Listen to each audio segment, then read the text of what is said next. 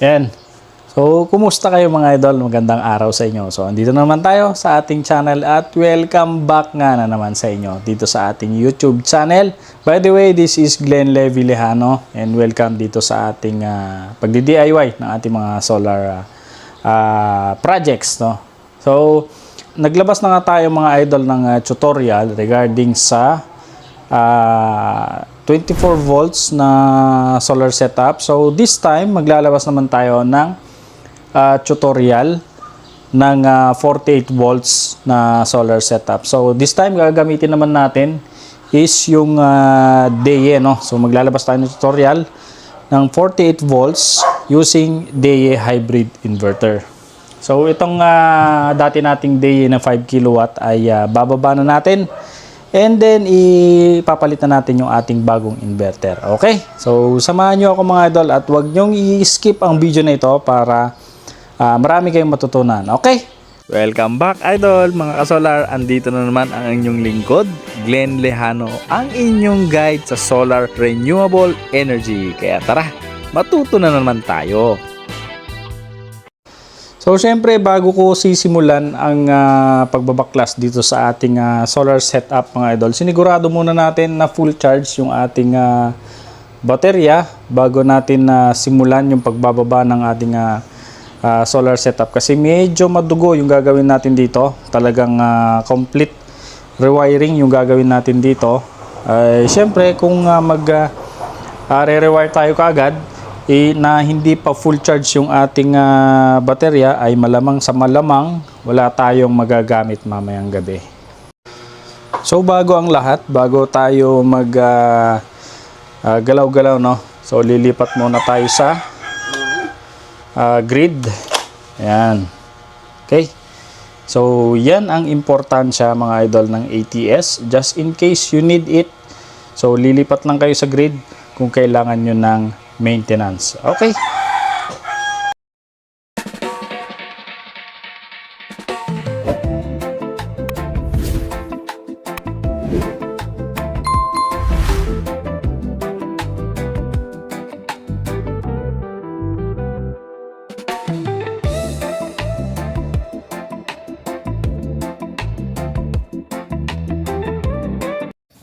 Para may kasatuparan nga natin ang tutorial na ito mga idol ay kinakailangan natin ang pangunahing materyales kagaya ng ating inverter na DE SUN 6K S04 LP1 EU SM2 6 kW hybrid inverter.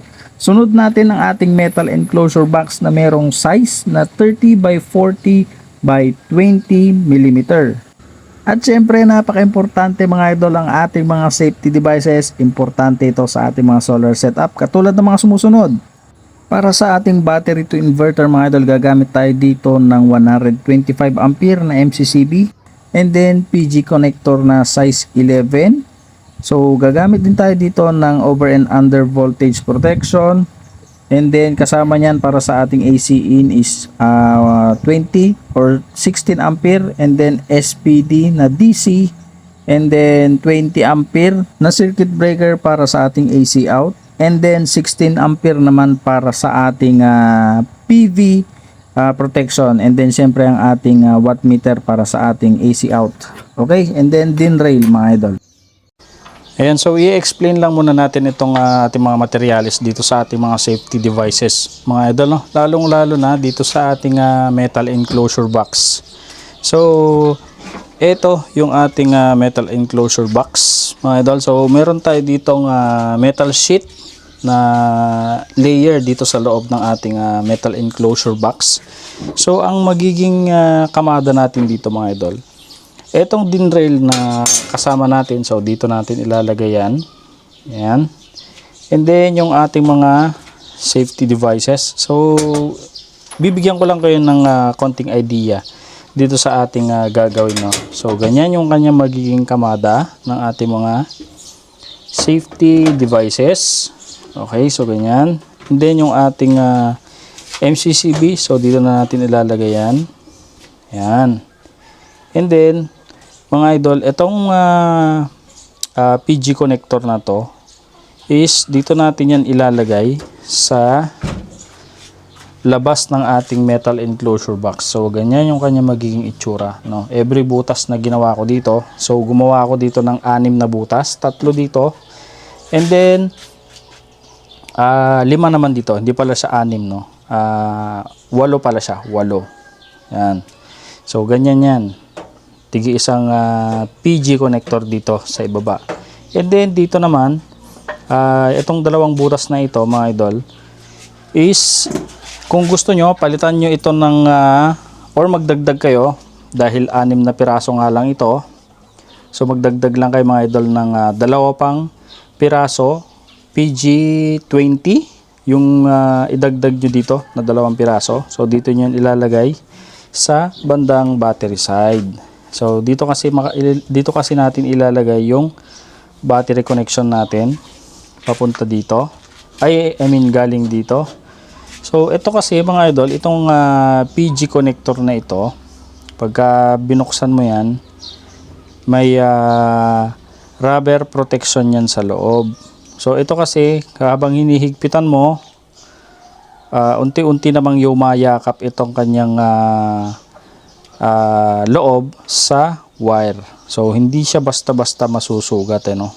Ito kasi ng ating metal enclosure, once na binutas mo na yan, ay medyo nakakasugat na yan, lalong-lalo na dun sa ating mga wires. So kapag ka nagalaw-galaw yan, habang nagsusuksok kayo, so hindi nyo namamalayan, may sugat na pala, no? So ito, ang ang trabaho nito ay para protektahan yung ating wire na hindi masugat, mga idol, gawa ng ating metal enclosure box. Okay? So kaya metal enclosure box na yung napili kong ilagay dito sa ating setup, dahil hindi na biro-biro yung ating setup at nagbaba na rin lang tayo. So pagaganday na natin yung ating setup, no? Okay, so simulan na natin, mga idol.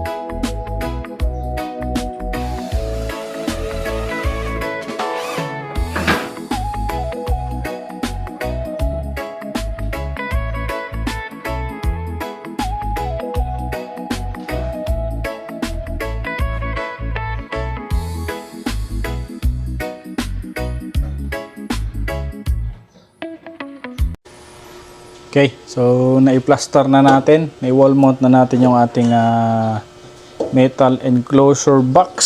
So sunod natin yung ating over and under voltage protection.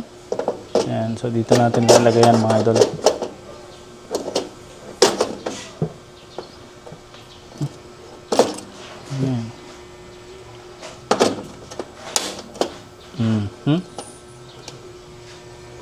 Next, yung ating AC in. Sunod, yung ating PV. So, ito yung 16 ampere. Ay, hindi. Yung SPD muna pala.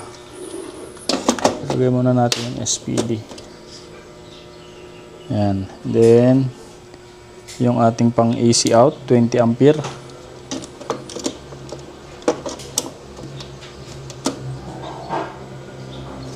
Okay. Then yung ating watt meter.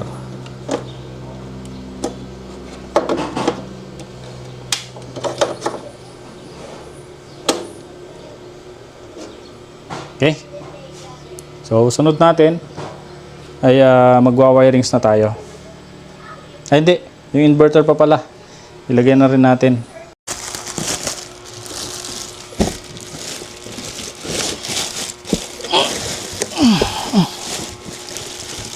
Grabe sa bigat to. Okay.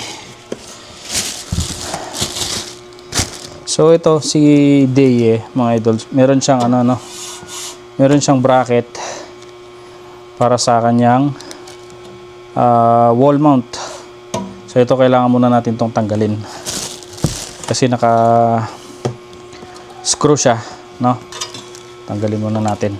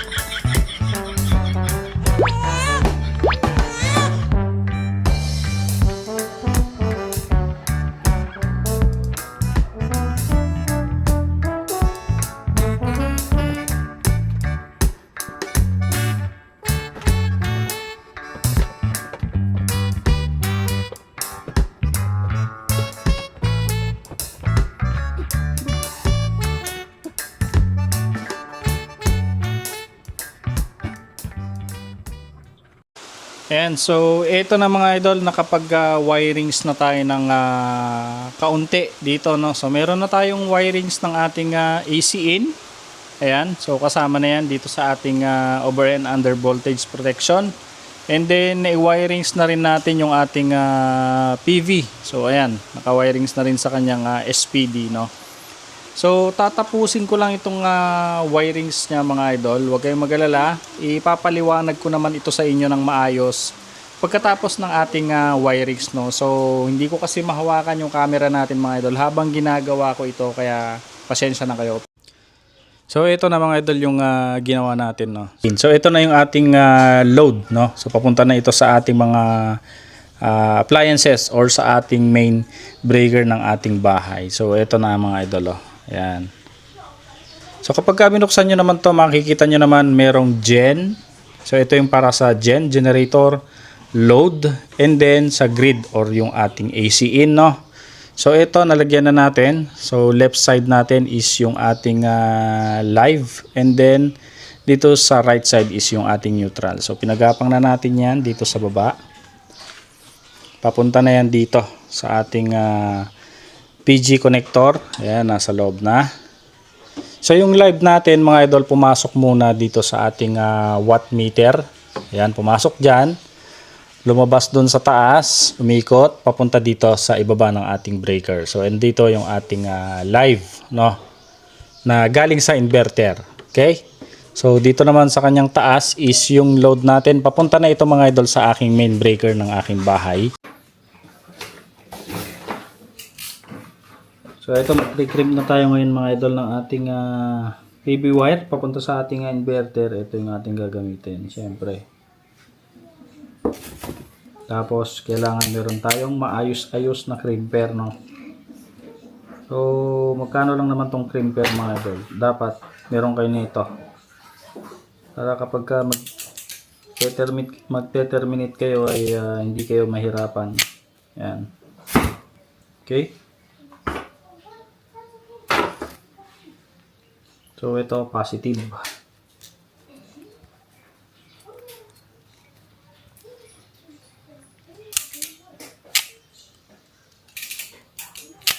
Okay. Negative. So dito sa wire na PV natin is kulay black yung negative, kulay red naman yung positive. So ito ipapasok dito sa ating dito sa ating PV connection ng ating inverter, no. So hindi naman kayo malilito dito sa ibaba mga idol. meron nakalagay dito kung asan yung PV1 at PV2 and then kung ano yung kanyang positive at saka negative. So hindi kayo malilito dyan. Ayan o. Okay, so salpak na natin. Okay. So nailagay na natin yung ating PV connection dito, positive and negative. Ayan. So nilagay na natin. And then mga idol, yung ating battery nailagay na rin natin, positive and negative. So hindi kayo mawawala kasi meron tayong dito. May guide tayo dito kung asan yung negative at asan yung positive. And then nailagay na rin natin yung communication ng ating battery to inverter. So dito yan nakalagay sa BMS 485-I/CAN. So napakahalaga ng communication ng inverter to battery mga idol, no? So ito, i-testing na natin the moment of truthness. So ito yung ating battery. Off muna natin. Long press. Okay. So 100% yung ating battery mga idol. Kaya lang meron tayong alarm on. Okay. So, merong switch to dito eh. Okay, yun. So nag-on na. Alright. The day is alive. So antayin lang muna natin mag-boot up. So yan yung kanyang display. Ayan. So ito mga idol yung inverter. Yung ating AC out lang muna ang ating nilagyan ng para makapag-power up na tayo kasi brown out talaga. Kailangan ng kuryente. Ayan o. So, kailangan natin iset yung time and date. Pero antayin muna natin siyang mag-normal. And then, i-on naman natin yung kanyang PV. PV dito. Positive. And then, ito. Kailangan to naka-on. So, naka-off to eh. On natin. Ayan.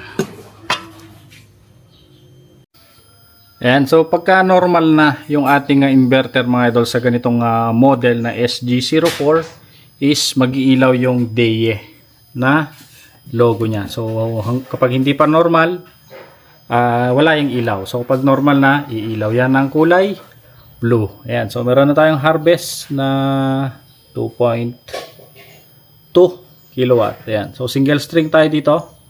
Available yung ating second string kapag magdadagdag tayo ng solar panel. Then yung ating battery. So 100% pero full charge na yan mga idol kapag ganyan, no? Okay. Set muna natin tong ating battery. Battery setting. And then lithium kasi naka-communicate tayo. So kailangan naka-lithium tayo. And then kailangan nakaset yung ating battery AH, kung ilang AH. So ito, tayo dito 300 AH. So set natin ng 300 AH. Okay, and then max amp discharge. So depende yan sa amperyahe ng depende yan sa BMS ng battery nyo, no? So sa akin, ang ilalagay ko lang dito na max amp charge ko is hanggang 100 lang. So hindi ko pa naman aabutin yan dahil 5 piraso lang yung aking battery. At saka kayang-kaya naman kung sakali man, kayang-kaya naman tanggapin itong 100 amps ng aking BMS, no? Max amp discharge, so nasa lang tayo, 100 lang din. So iparehas na lang din natin. Okay, and then siyempre, siguraduhin dapat na naka-activate yung ating battery, no? And then check.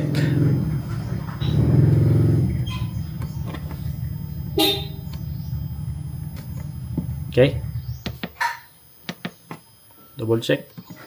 Ayan. So, nabasa na ng ating inverter yung ating battery. So, ito yung interface natin mga idol, no? So makikita nyo, meron tayong load ngayon na 400 watts. Ito yung ating water pump. And then 100% yung ating battery.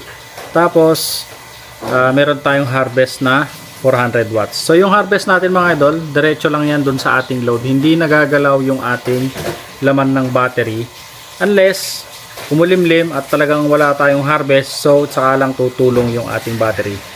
Kapag ka low bat naman yung ating battery at nakalagay yung ating AC in, which is hindi pa nakasalpak yung ating AC in mga idol, ipapakita ko mamaya, tutulong naman yung ating grid, no? So kahit alin dyan pwedeng magtulungan, pwedeng panel, battery or grid. Kapag ka kinapos yung ating harvest at yung ating battery sa ating load, so tsaka lang papasok yung grid natin. Okay, so mamaya i-ano na natin yung ating mga wirings mga idol. Tatapusin lang natin at ipapaliwanag ko sa inyong lahat yung ating mga wirings. Okay, yan, so halos patapos na tayo mga idol dito sa ating pagwa-wirings dito sa ating mga safety devices, no. So, ang kulang ko na lang dito is yung grounding ng aking SPD. So, to follow na lang siguro yon. So, kailangan lagyan nyo ng mag-grounding kayo sa inyong mga solar setup. Okay? So, eto, tapos na tayo ng wiring connection ng ating over and under voltage protection, no? So, ito, ang wire na to is galing na ito sa grid. And then, dito sa baba, nag-jumper lang yan papunta dito sa ating circuit breaker. Ito papunta na ito mga idol sa ating inverter. So ito na yung AC in ng ating inverter. Okay, and then next yung ating SPD ng ating solar panel. So naka-jumper din yan dito sa ating solar panel PV wire. So ito na yung mismo yung galing sa panel mga idol, no. So ayan, naka-jumper lang yung ating SPD. So sa baba, ito na yung papunta sa ating inverter. Okay, and then next naman, ito ang ating breaker ng ating AC out ng ating inverter. So ito sa baba mga idol is yung galing sa ating inverter, no. Ito yan. And then itong manipis naman na wire na ito is yung power connection ng ating wattmeter. Okay? So dapat dito mga idol yung papasok dito sa ating wattmeter is yung ating live connection ng ating AC out. So dapat isusuksok nyo yan. Isusuksok nyo yung live ng AC out ng inverter. Dapat dito sa baba ng wattmeter. Palabas sa taas, papunta naman dito sa ating breaker. Sa taas mga idol, ito na yung ating mga load. So ito na yung mga household loads nyo, no. So bahala na kayo kung ano mga ilalagay nyo yan. So sa akin, ayan na, nakalagay na. And then next, yung ating battery wire. So medyo pumangit kaunti yung ating pag-aayos ng wire dito dahil napasobra yung putol ko dito mga idol. So nanghihinayang naman akong putulin dahil halos 2 dangkal yung mapuputol. Wala na tayong paggagamitan. Kaya nilagay ko na lang dyan just in case magkaroon tayo ng konting rewiring. Okay? Ayan na. So ang MCCB na ginamit ko dito is hanggang 125 ampere lang. Pero pwede pa to hanggang 150, no? So palitan na lang natin to. Pero 150 pwede nyo nang gamitin yan. Pero kung mayroon ng breaker yung inyong baterya, so hindi na kailangan tong MCCB. Just in case lang. So ako kasi meron naman akong extra, so nilagay ko pa rin. And then next, so ito naman yung ating connection dito sa ating inverter mga idol. So itong dilaw na to is yung communication cable natin ng ating battery, no. So napaka-importante nito, lalo na sa LiFeO4 yung ginagamit yung battery. Dapat meron kayong communication cable sa inyong mga baterya. Okay? Para nag-uusap yung inyong inverter at yung inyong battery. So ito naman yung ating AC out connection. Siyempre, so parehas na blue na yung nagamit ko dahil wala na tayong extra wire. Pero naglagay naman ako dito ng marka na itim, which is yung ating live. Ayan. So live yan. Ito. And then ito naman yung ating AC in. Okay. Ngayon pala, yung wire na ginamit natin dito is 8mm na size na wire. Tapos parehas din dito, 8mm din. So okay na yung 8mm. And then yung ating battery wire. Ayan. So hindi kayo mawawala dyan kasi meron naman yang marka, negative and positive. So next na natin dito na ilalagay mga idol is yung ating city sensor or limiter. So napaka-importante nito kung maglalagay kayo ng AC in para magamit nyo yung pagka-hybrid ng inyong inverter. So ilalagay nyo dapat itong limiter. So napaka-importante nito sa isang hybrid na system kasi kung wala ito mga idol, pwedeng magbato yung inyong inverter ng kuryente pabalik sa grid, which is magiging consumption nyo, no? So pag naging consumption nyo yan, syempre babayaran nyo yan. So pag nag-exceed yung harvest nyo at hindi nyo nagagamit yung sobrang harvest ng inyong solar panel, so ibabato ng inverter yung excess na harvest papunta sa grid.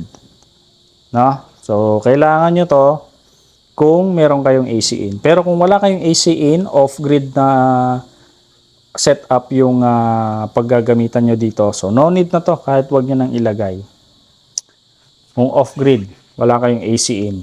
So sa akin kasi, for backup purposes, maglalagay pa rin ako para safe tayo, no?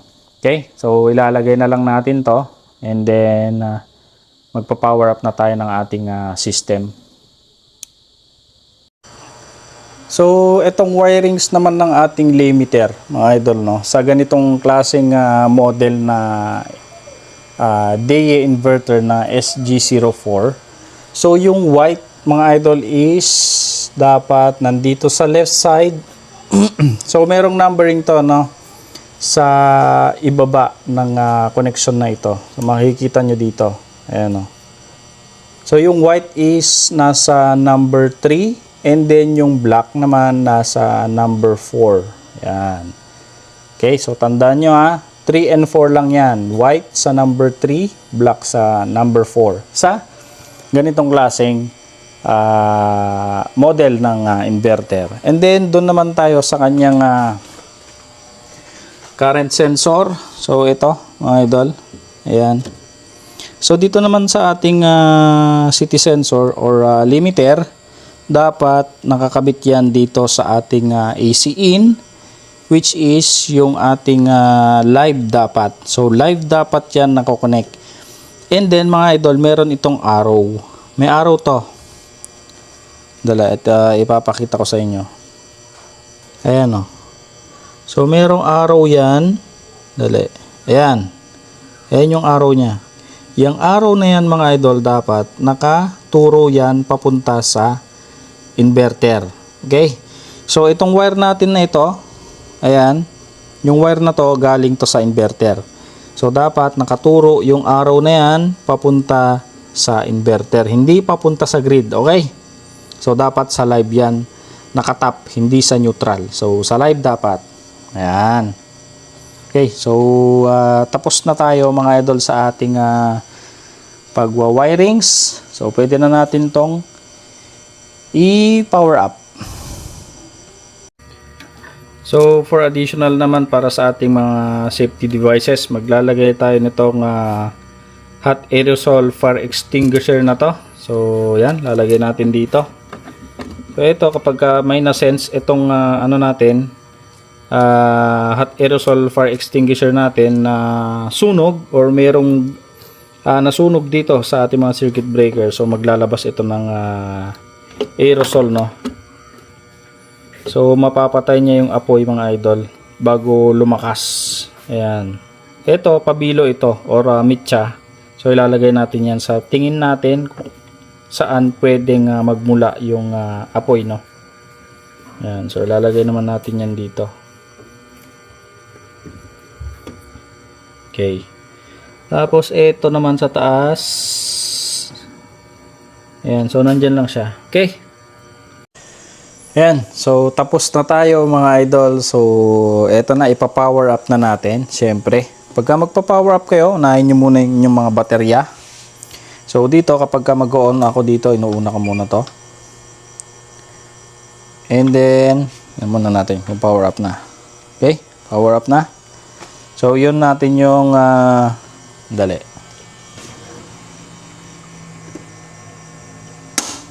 Okay. So in-off ko muna yung MCCB natin doon. Power up. And then dito naman sa ating MCCB. So yun natin. Okay. So wala pa yan mga idol. So merong button dito sa side. Kailangan nyong pindutin yan para umilaw. Ayan. And then aantayin lang natin siyang mag-boot up.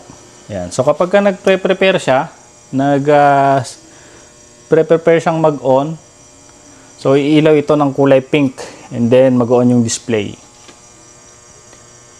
Tapos aantayin lang nating magkulay blue itong DE natin.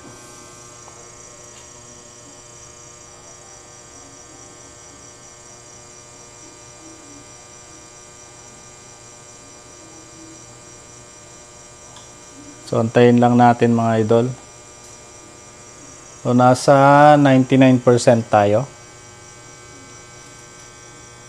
So kapag ka may communication yung ating battery, makikita nyo dito yung LIBMS. Ibig sabihin, nare-read niya yung ating BMS. So nag-uusap yung dalawa. Okay. So naka-standby pa lang siya. Nagsisynchronize pa yan mga idol. Antayin lang natin. Meron tayong maririnig na parang relay na tutunog sa loob, no? And then mag-on itong ating emblem or LED ng DE. So napakaganda nitong bagong ano pa lang ngayon, model ng DE, no? So meron siyang ilaw-ilaw. Very attractive ito mga idol sa mga gamo-gamo. So isang reason yan kaya ako naglagay ng metal enclosure dito sa ating safety devices. Kasi kapag season or naglabasan ng mga gamo-gamo, lalo ngayon tag-ulan, uminit, tapos biglang umaraw, so lalabas ang mga gamo-gamo. Wala pa man din tayong kisame dito.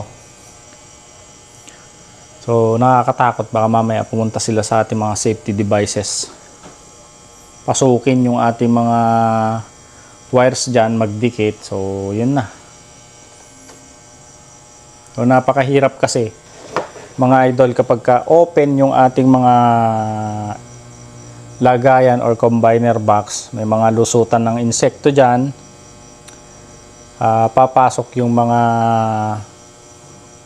insekto, gagawa ng bahay, o kaya yung mga butiki, mangingitlog sila sa loob. So number 1 na kalaban natin yung mga yan, mga insekto mga idol. Kaya ito sinecured ko na. Mga butas ko dito sa baba, lalagyan ko lang yan ng silicone. Pero ayun na, ay tumunog na. Umilaw na siya mga idol. And then buhay na rin yung ating AC out. Ayan, so ready to transfer na tayo.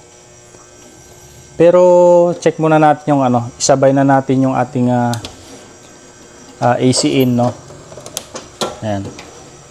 So meron pa kasi akong isang switch diyan ng AC in. So itong natin, over and under voltage. Meron siyang delay timer, no.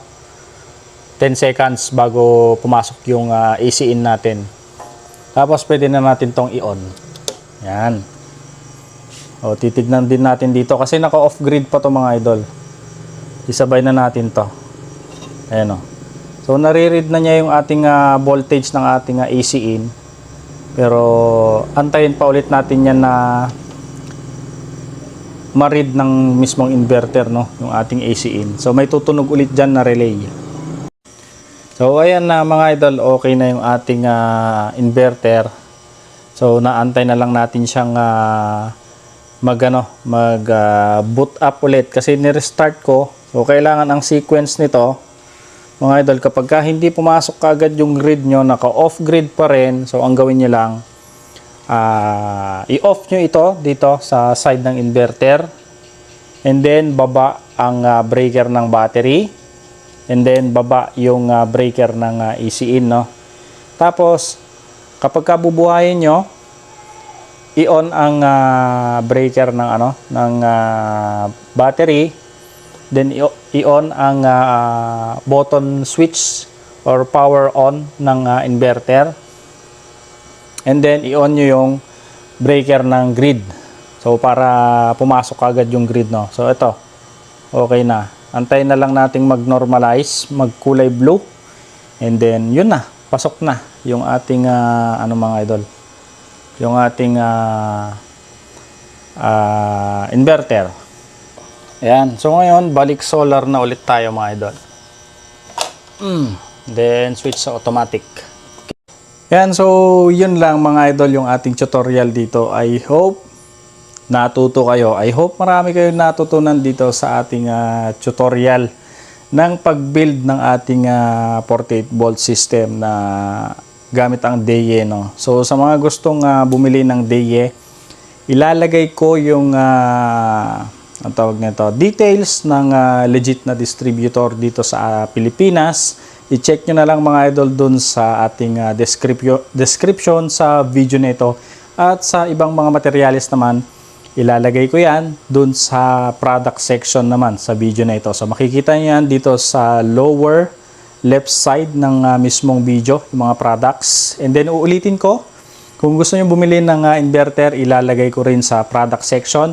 Kung gusto nyo mag-walk-in naman, ilalagay ko yung address and then contact number ng distributor dun sa ating description. So, yun lang. Abangan nyo sa ating next video mga idol regarding dito sa ating DE is yung parameter settings naman. So, magpa-parameter settings tayo dito and then maglo-load testing tayo. Okay? So, yun lang. Maraming salamat. Inaasahan ko mga idol ang inyong suporta dito sa ating video at dito sa ating channel. Syempre, kung meron kayong natutunan, huwag kakalimutang mag-subscribe, mag-like at mag-comment sa ibaba kung meron man kayong mga katanungan. Okay?